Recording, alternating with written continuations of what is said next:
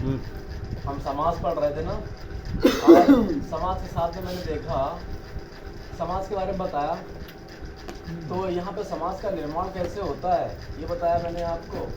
समाज का निर्माण दो शब्दों से होता है, एक होता है सम और एक होता है आस। जो आस होता है इसे बोलते हैं धातु, और इसी धातु में लगता उपसर्ग, इसमें लगता है उपसर्ग। ऐसे करके समास शब्द का उत्पत्ति होती है, निर्माण होता है, जिसका अगर अर्थ देखा जाए तो ये होता है इसका अर्थ जुड़ना, या कह सकते हैं इसको संक्षेप में किसी बड़ी बात को छोटी बात में कहना समास होता है वो। जैसे मैंने यहाँ पे बात करी समाज के भेद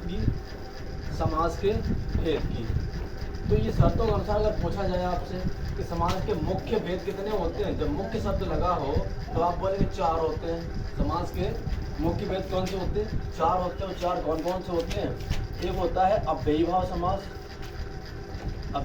समास, और एक होता है तत्पुरुष समास।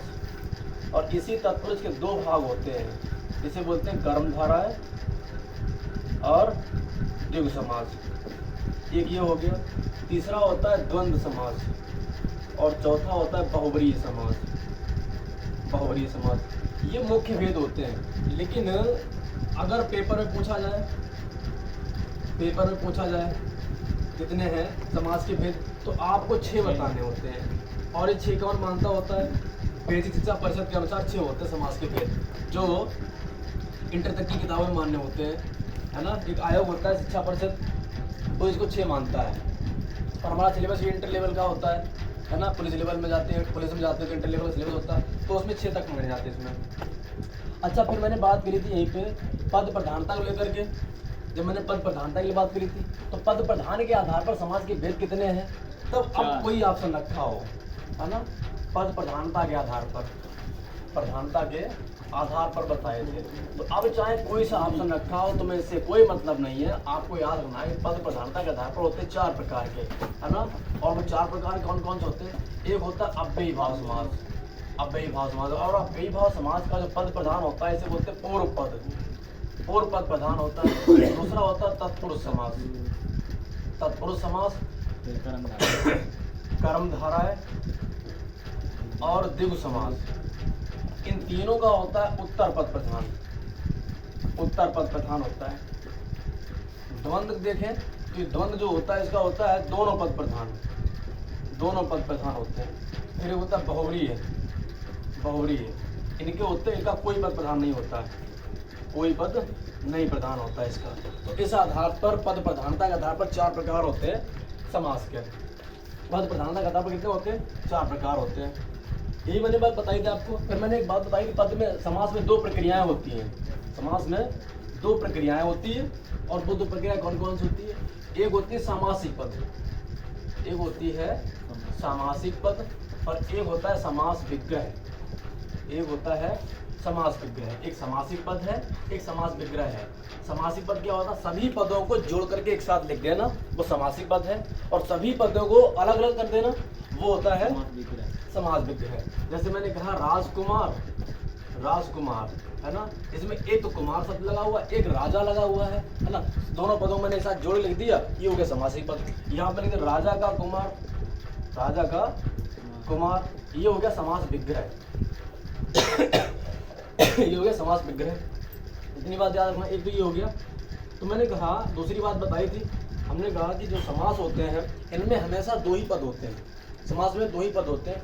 एक होता है पहले वाला पद, एक होता है बाद वाला पद। इस पहले वाले पद को बोलते हैं पूर्व पद, और बाद वाले को बोलते हैं हम उत्तर पद, ऐसा करके। फिर मैंने बताया था अलग अलग समास पढ़े थे। हमने कहा अव्ययी भाव समास सबसे पहले पढ़ना था। तो अव्ययी भाव में क्या था? अव्ययी भाव समास। इसमें मैंने देखा कि अव्यय मतलब क्या होता है? जो बदले नहीं, किसी आधार पर जो बदले नहीं, लिंग वचन के आधार पर नहीं बदलना चाहिए, उसमें कोई फर्क नहीं पड़ना चाहिए, है ना। वो होता है अव्ययी भाव समास। जैसे मैंने बात कर रखी, दूसरी बात इसकी अव्ययी भाव, ये उपसर्गों पर आधारित होता है। इसमें उपसर्ग होती है। इतनी बात तो तुम्हें हर जगह मिल जाएगी, हर किताब में मिलेगी, हर जगह मिलेगी, है ना। उपसर्गों पर आधारित होता है। मैंने कहा कुछ शब्द ऐसे होते हैं, कुछ शब्द ऐसे होते हैं जिनमें उपसर्ग लगी होती है लेकिन वो अव्ययभाव समास नहीं होते हैं। अब उपसर्गें होती कैसे हैं? जैसे यथा होता है, हर होता है, अनु होता है, आ होता है, आदि करके। तो मैंने कहा था अगर किसी शब्द के साथ में सा उपसर्ग लगा है, सा उपसर्ग, किसी शब्द के साथ में सा उपसर्ग लगा है और कोई शब्द बना है तो ये किस में जाएगा, कौन समास में जाएगा? बहुव्रीहि में जाएगा, बहुव्रीहि में जाएगा। जैसे मैंने दिया सपरिवार, सपरिवार, परिवार तो मूल शब्द है, सा उपसर्ग लगा हुआ इसमें तो ये बहुव्रीहि समास बोला जाएगा।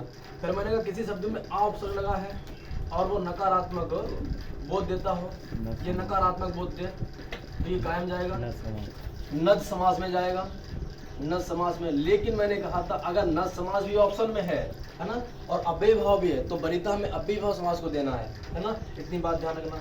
फिर मैंने कहा था अगर किसी शब्द में उपसर्ग लगा है ना, उपसर्ग है और वो उपसर्ग लगने के बाद भी वो शब्द में परिवर्तन हो जाता है, परिवर्तन हो जाता है तो वो समास अव्ययभाव समास नहीं रहेगा, वो जाएगा कर्मधारा में। जैसे मैंने कहा कुपुत्र, अब पुत्र तो मूल शब्द होता है, इसमें को लग गया उपसर्ग। अब जो उपसर्ग लग गया तो बदलना नहीं चाहिए लेकिन ये बदल जाता है, इसका लिंग बदल जाएगा कुपुत्री, तो ये कर्मधारा में जाएगा। इतनी बात मैंने बताई थी आपको, है ना। अव्ययभाव समास हो गया। फिर इसके आगे मैंने बताया कर्मधारा है, वो उसकी बात